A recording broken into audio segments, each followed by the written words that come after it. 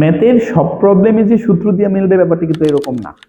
কিছু কিছু ম্যাথ থাকবে যেগুলাতে কোনো সূত্র পড়বে না, কোনো ফর্মুলা ইউজ হবে না, আপনার মেন্টাল অ্যাবিলিটি দিয়ে এটা আপনাকে সলভ করতে হবে। BCS 38-এ আসছে এরকম একটা ম্যাথ, এরকম শুধু BCS 38 না, বিভিন্ন জব পরীক্ষাতে আমরা দেখছি যে এখানে আসলে বেসিক্যালি টেকনিক ইউজ করা হয়েছে। তো আপনাকে ফাইন্ড আউট করতে হবে এক্স্যাক্টলি কোন টেকনিকটা এই ম্যাথের জন্য ইউজ করা হচ্ছে। এই ব্যাপারগুলা, এই মেন্টাল অ্যাবিলিটি গুলা তখনই গ্রোথ হয় যখন আপনি যথেষ্ট পরিমাণ প্র্যাকটিস করবেন। যেমন এই ম্যাথটা উপরে 3 দেওয়া আছে, তারপরে 4 দেওয়া আছে, এখানে 25 দেওয়া আছে, 5 দেওয়া আছে, 6 দেওয়া আছে, এখানে 61 দেওয়া আছে। ওদের কোশ্চেন হচ্ছে 10, 8, এখানে তাহলে কি হবে? তো আপনি তাহলে চিন্তা করবেন 3 আর 4 যোগ করলে তো 25 হয় না, 3 আর 4 গুণ করলেও তো 25 হয় না। তো আমরা এখানে কি করতে পারি? আপনাকে ফাইন্ড আউট করতে হবে, হ্যাঁ, যে আমি 3 আর 4 যোগ করলাম, যোগ করার পরে আমি যদি এখানে 3 আর 4 যোগ করলে 7 হবে, সাথে সাথে আমি সামথিং একটা সংখ্যা যোগ করলাম, তাহলে আমাদের বেসিক্যালি আর কত যোগ করতে হবে? আমার এখানে আর 18 যোগ করতে হবে।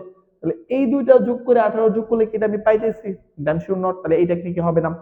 বাট আপনি যদি একটু ভালো করে তাকান, দেখেন এই সংখ্যাটাকে বর্গ করলেন এবং এই সংখ্যাটাকে বর্গ করলেন, তাহলে 9 যোগ 16 ইকুয়াল হচ্ছে কি 25। এর মানে এটা কোনো সূত্র না যে আপনি দুইটা সংখ্যা বর্গ করে যোগ করে দিলে মিলে যাবে। আপনার দ্যাট টাইম আপনার মাথার মধ্যে খাটাইতে হবে, এখানে কি আমি বর্গ করব, কিউব করব, গুণ করব, না কোনো কিছু যোগ করব না বিয়োগ করব। এই জন্যই বললাম এখানে কোনো সূত্র প্রযোজ্য না, আপনাকে দেখতে হবে কিভাবে মেলানো যায়।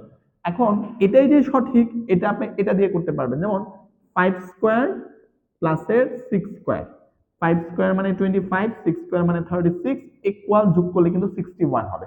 তো আমরা উইদাউট এনি কনফিউশন বলতে পারি তাহলে ওরা কি করছে, উপরে দুটো সংখ্যা বর্গ করে তারপরে জাস্ট তাদের যোগ করে দিচ্ছে। তাহলে আমাদের উত্তরটা কি হবে? এটা হবে 10 স্কোয়ার প্লাসের 8 স্কোয়ার, এই হচ্ছে 100, এটা 64, 164। তো আমাদের সঠিক উত্তর হচ্ছে এটা। তো যদি আপনি মোটামুটি আহ বুঝেন, ধরে ফেলতে পারেন, এটা বের করতে সর্বোচ্চ 2 থেকে 3 সেকেন্ড টাইম লাগবে। তো এটাই আমি 15 নাম্বার বা 16 নাম্বার যে ক্লাসটা নিয়েছিলাম সেই ক্লাসটা আমার সলভ করতে মোটামুটি অনেকগুলা টাইম লাগছিল। তো ওইখানে আমি বলছিলাম আপনি এমন অনেক ম্যাথ পাবেন যেগুলো আপনি অনলি 5 সেকেন্ড বা 10 সেকেন্ডে কমপ্লিট করতে পারবেন। ওইখানে 5 সেকেন্ড বা 10 সেকেন্ড, এইখান থেকে যে 30 সেকেন্ড আমার বাঁচবে ওইটা আমি আমার ক্রিটিক্যাল ম্যাথে মানে ইনভেস্ট করব।